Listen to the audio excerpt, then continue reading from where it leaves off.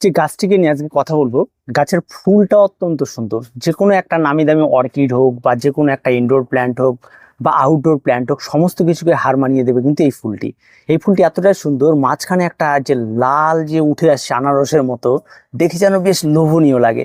আর এই লোভে পড়েই কিন্তু বিভিন্ন ধরনের পিঁপড়েগুলো এসে এই সমস্ত গাছে খাওয়া শুরু করে। তা পিঁপড়েগুলো ওই লাল জিনিসটাকে খায় না, গাছের মধু খেতে আসে ফুলের। তা ফুলের মধুটা অত্যন্ত মিষ্টি এবং সেটা বেশ খেতেও ভালো। তবে এটা মানুষের যোগ্য নয়, তবে সেটা কিন্তু অবশ্যই মৌমাছি থেকে শুরু করে এভরিথিং প্রত্যেকে কিন্তু এখান থেকে মধু সংগ্রহ করতে পারে। আর তার সঙ্গেও পিঁপড়ে কিন্তু কোনো আলাদা কিছু না, পিঁপড়েও চলে এসছে সে সমস্ত মধু খেতে। তো এই গাছটির নাম ইনসুলিন প্ল্যান্ট, অনেকে এটাকে সুগার প্ল্যান্ট বলে। ভারতবর্ষ থেকে শুরু করে এভরিথিং, ভারত, শ্রীলঙ্কা এবং এশিয়া মহাদেশের সর্বত্রই, বিশেষ করে জঙ্গলে এই গাছটিকে পাওয়া যায়। আর যে গাছের পাতাগুলি দেখলে আপনারা বুঝতে পারবেন, একসঙ্গে 5টা করে পাতা একদম পুরো চারদিক দিয়ে গোল হয়ে ঘুরতে থাকে। দেখতে যে কোনো একটা ইনডোর প্ল্যান্টও হার মানিয়ে দেবে। অত্যন্ত সুন্দর গাছ।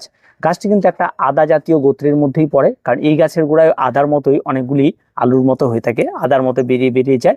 আর বছরে একটা নির্দিষ্ট সময় যখন মার্চ এপ্রিল মাস চলে আসে, তখন এই সমস্ত গাছগুলির চিহ্নও পাওয়া যায় না। আবার ওই আদা মাটির নিচে থেকে যায়, সেখান থেকে আবার বেরিয়ে এসে বৃষ্টি পড়ার সঙ্গে সঙ্গে এরা সব মহিমায় ফিরে আসে। গাছটি মূলত একটা ভেষজ উদ্ভিদ। গাছটি ভীষণ রকম ভাবে উপকারে আসে মানুষের, এবং অনেকের রয়েছে প্রাচীনকাল থেকে, আয়ুর্বেদ শাস্ত্র থেকে শুরু করে এভরিথিং সমস্ত জায়গায় এর ব্যবহার রয়েছে।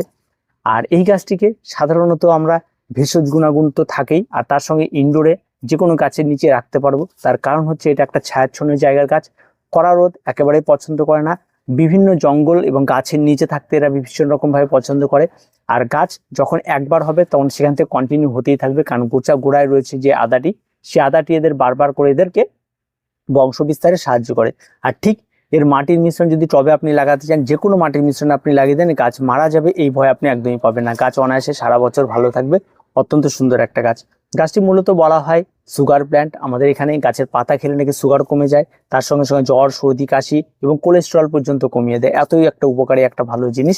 এবং যদিও আমাদের এই সমস্ত কথা শুনে আপনারা এগুলি আবারও করবেন না, এই সমস্ত কিছু কিন্তু আপনাদের যখনই কোনো সমস্যা হবে ডাক্তারের পরামর্শ নিয়ে করবে। আমরা গাছগুলিতে জাস্ট একটু পরিচিতি করিয়ে দিই আপনাদের সঙ্গে যে কেমন কি এই সমস্ত গাছগুলি। আর একটা বিষয় থাকে, যখন গাছগুলি একসঙ্গে অনেকগুলি থাকে, যখন অনেক ফুল হয় একসঙ্গে, তখন কিন্তু অনেক ভালো লাগে দেখতে।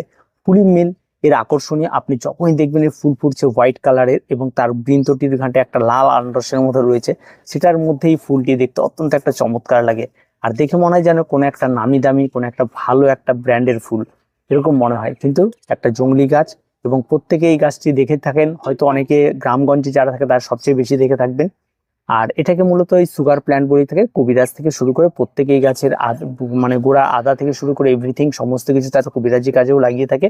খুব সহজ পরিচর্যার একটি গাছ। আপনি যদি ছাদ বাগানে করতে চান, ছাদ বাগানেও এটা করতে পারেন। যে কোনো একটা গোড়া থেকে আদা সহ গাছকে তুলে নিয়ে আসবেন, সেখান থেকে আপনার অনায়াস হবে।